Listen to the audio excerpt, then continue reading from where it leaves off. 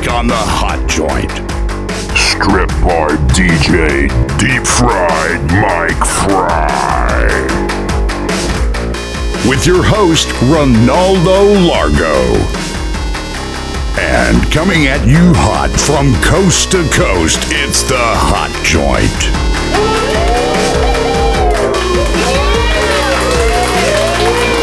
All right, here we are with Deep Fried Mike Frye. Deep fried straight from the grease pit. It's great to have you here on the show in the middle of a rainstorm. You can hear it's hailing here. And I must apologize.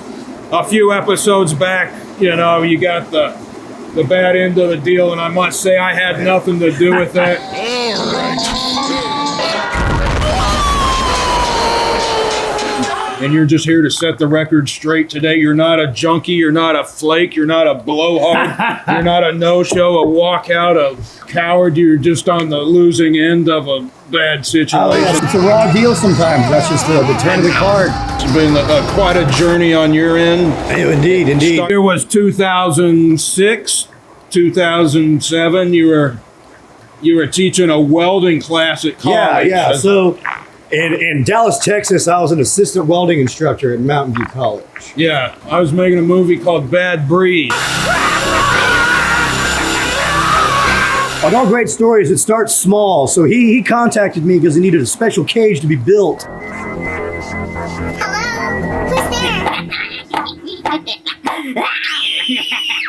One thing leads to another. After that, I was a cameraman, I was a sound effects recorder, Foley artist, problem solver in general.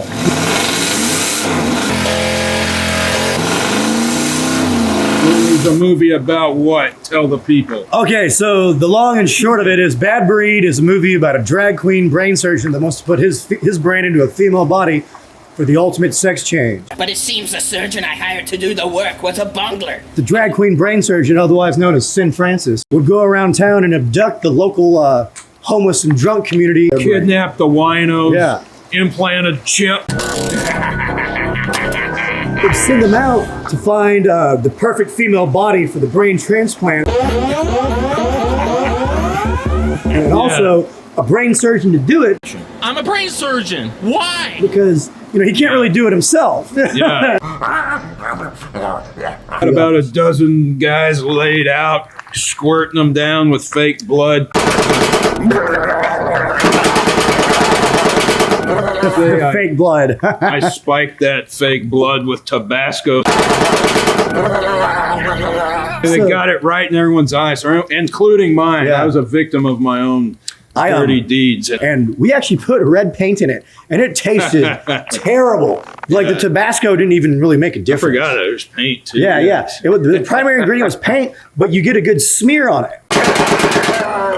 Oh, God. We would actually pay everybody in fucking Beer.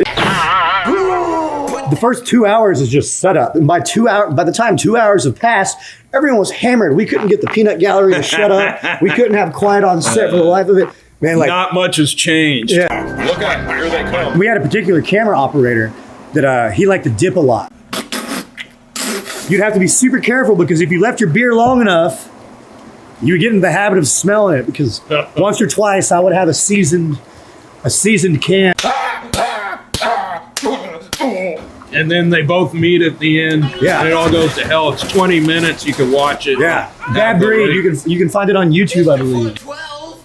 We were at the AFI Dallas Film Fest. Yeah. And that's where we met the two from the Texas Frightmare Weekend. Not to draw. Yeah, Lloyd Cryer from Texas That's Frightmare his Weekend. name, I forget. If he's still in business, hopefully if they are in business, we'll see him this year. Yeah, that guy, we gave him a ride in the Yeah. Buick.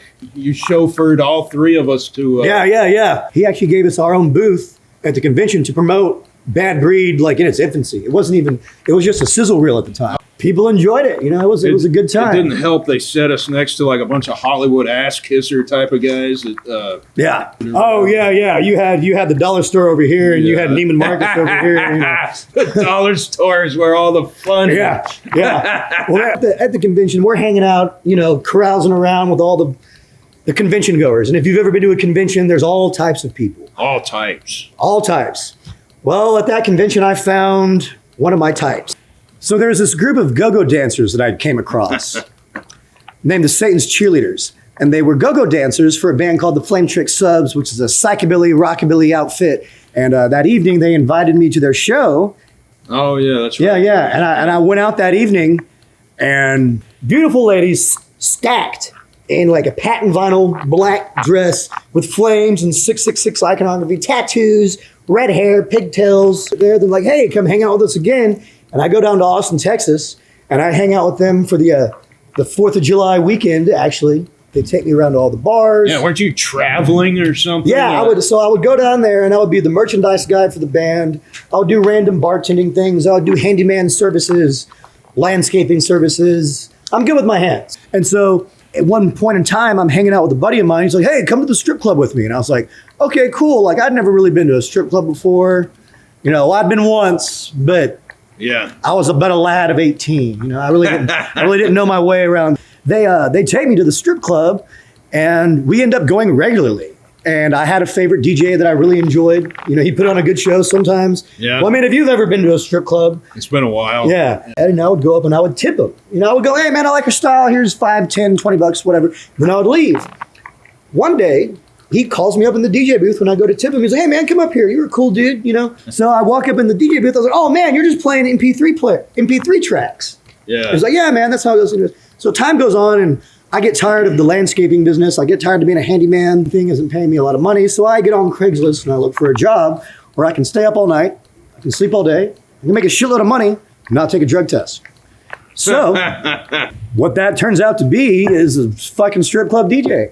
Yeah. And so there was a club that needed a DJ with experience required. And I was like, I'd seen the other guy run the show, and I'd get it. You know, I get the flow of it. You know, you play a song and you talk. You play a Yeah. song and you talk. So I go in there as a brand new, never been a strip club DJ. Where he's like, all right, man, just say this shit.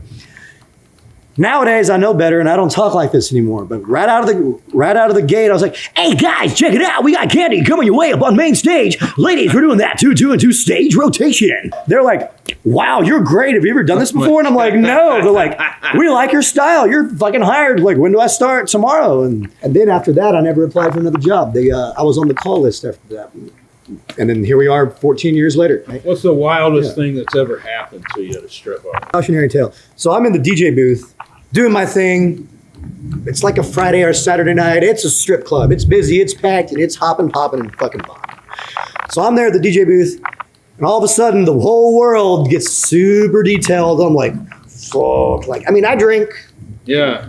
you know, but I don't party like that when I'm at fucking work.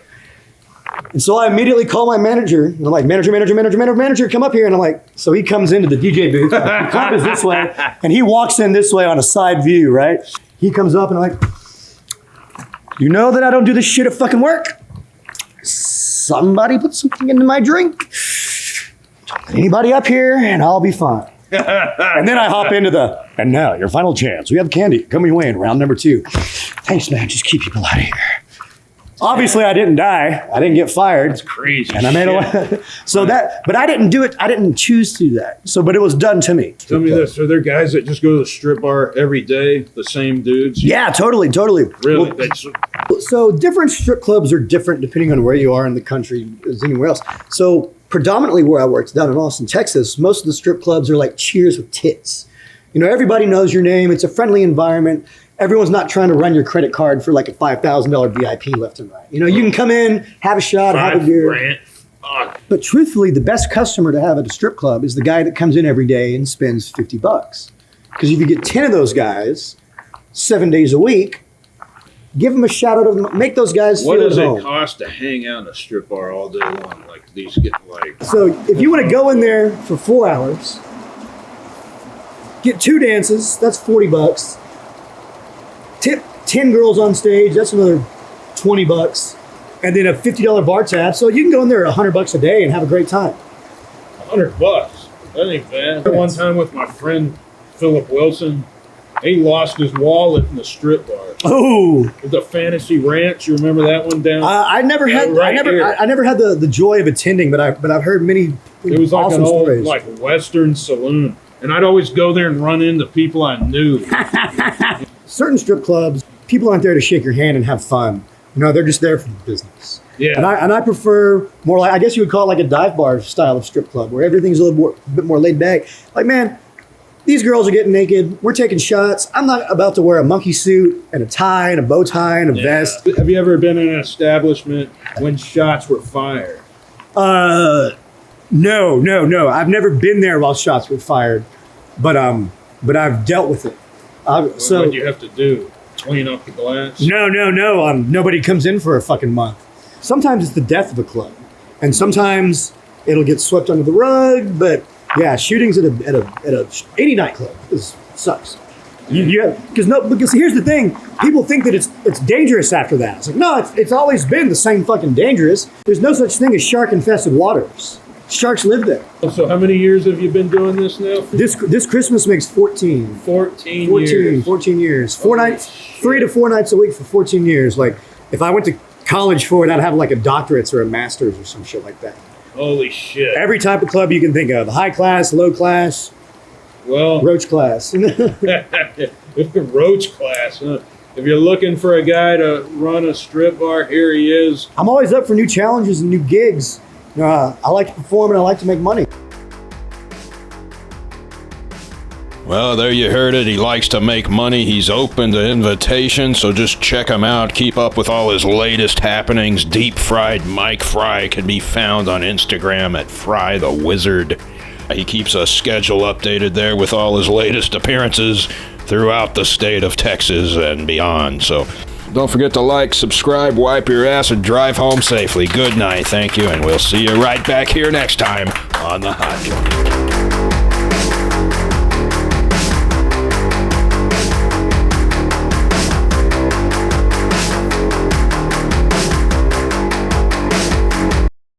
Don't forget to like and subscribe and all that bullshit.